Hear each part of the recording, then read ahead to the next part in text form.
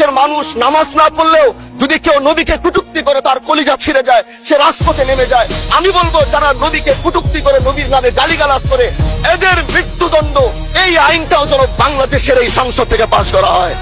আজ দাঁড়িয়েছি, হয়তো আমার কথা অনেক লম্বা, আমি জানি না আপনি আমাকে সময় দিবেন কিনা, কিন্তু আমি বলতে চাই মাননীয় স্পিকার, আমরা যেই জায়গা থেকে দাঁড়িয়েছি, বাংলার 30 থেকে 40 লক্ষ উলামায়ে কেরাম আমাদের দিকে তাকিয়ে রয়েছে, কারণ তাদের কণ্ঠ, তাদের সে আওয়াজগুলো আমরা যেন জাতীয় সংসদ থেকে দিতে পারি।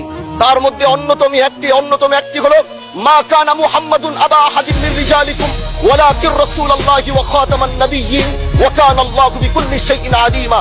আপনি জানেন নবীর পরে আল্লাহ নবী হচ্ছে আমার ঈমানের অংশ, আমার ঈমানের পার্ট।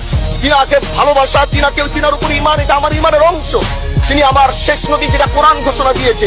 নবীও বলেছে আনা খাতামুন নাবিয়্যিন লা নাবিয়্যা বাদি, আমি শেষ নবী, আমার পরে কোনো নবী আসবে না। কিন্তু মাননীয় স্পিকার, দুঃখের সাথে বলতে হয়, বাংলাদেশের এরকম একটি পার্ট রয়েছে, যেই পার্টের এক অংশ মানুষ, তারা নবীকে অস্বীকার করে, তারা মুসলমান দাবি করে, এবং এই বিষয়ে অনেকের ধারণা আছে, তারা জানে। আমি মাননীয় প্রধানমন্ত্রীকে বলবো, আপনি বাংলাদেশে একটি ইতিহাস রচনা করে যাবেন। আপনার মাধ্যমে যদি এটা স্বীকৃতি পায়, যারা নবীকে অস্বীকার করে তারা কোনোদিন মুসলমান থাকতে পারে না, এটা আইনের মাধ্যমে, এটা বাংলাদেশের পার্লামেন্ট থেকে ঘোষণা হবে, সেটা আমরা চাই।